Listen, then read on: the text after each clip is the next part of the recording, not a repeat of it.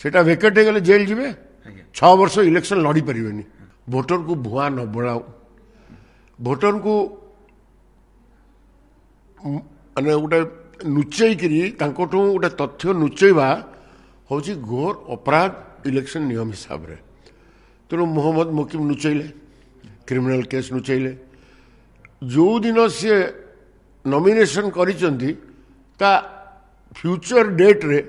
सी affidavit करिसेंती माने affidavit भी false 12 तारीख दिन जड़े नॉमिनेशन करुचंती 13 तारीख दिन एफिडेविट केम दउचंती सेटा तो नियम रे कोडी पॉसिबल नुह एटी आउट ए जिंस आज भोटर मान गोटे न्याय देला आखि फिटेला हाईकोर्ट कि आगामी दिन भोट जी जहाँ दौर मोर से कहबार ना कि कैंडिडेट कौन कौन से शपथ पाठरे तार दर्शे ताकू टिके सबू भोटर विचार करने कथा भोट दबा आगुरी से विचार करने कथा कि दल को दबा कथा ये पढ़ी कैंडिडेट को पढ़ी यहाँ कंपलसरी जो कौन दल कैंडिडेट हो शपथ पाठरे कौन मिथ्या रही मिथ्या तथ्य रही एवं ये एक मिथ्या रहा द्वितीय भूल है स्क्रूटनी बेले जे आरओ थाए रिटर्निंग ऑफिसर सी से समय कैंडिडेचर टाक कैंसल कर दे पारथा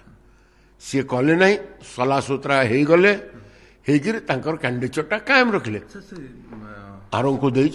आज आम भी जो केस रे आम दर्शेलु कि यहाँ केवल पॉसिबल हो पार्ची कहीं आरो सहित इन कन्हाइवेंस आरो सहित गोटे डील रे एक काम हो आज आज आज जे सब कलेक्टर थे आज हाईकोर्ट राय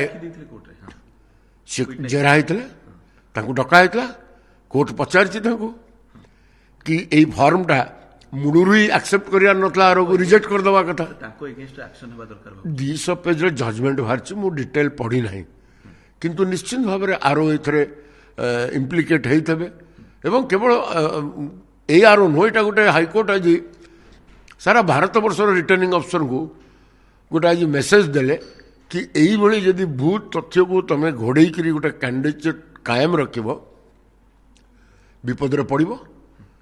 तेणु परवर्ती समय ऊपर कौन एक्शन हम मुझे कथा कहीपरि किंतु आज ये निष्पत्तिर मूल माने हूँ कि मोहम्मद मोकिम केबे एठू निर्वाचित है नहांती बारवाटी कटक से विधायक केबे नथेले ताको एक्स एमएलए भी कही परिबो नाही एही विधानसभा से सदस्य मध्य नुह एवं से पेंशन भी पाइबेनी तेणु आज ये जजमेंट रु कटकवासी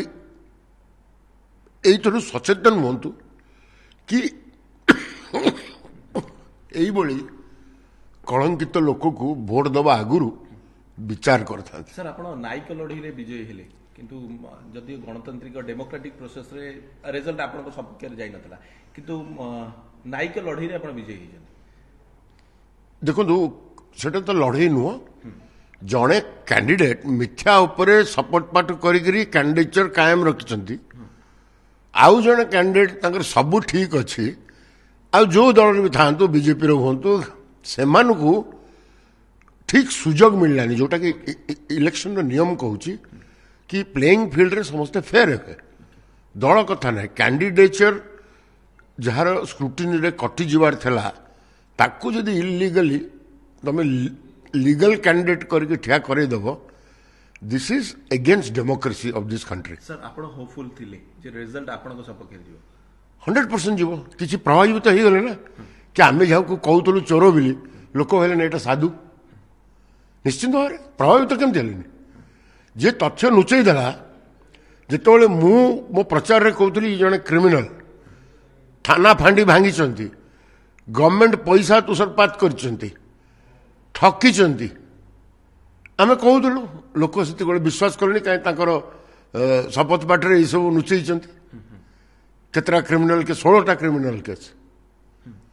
तेणु ये एवं विजिलेंस केस कन्विक्ट होती तेणु आज कटक भोटर भावतु कि केड़े बड़ भूल करते कि गोटे मिछ कैंडिडेट को भोट देते ମାନେ ଯେ କ୍ୟାଣ୍ଡିଡେଟ୍ ହବାର ଯୋଗ୍ୟତା ନାହିଁ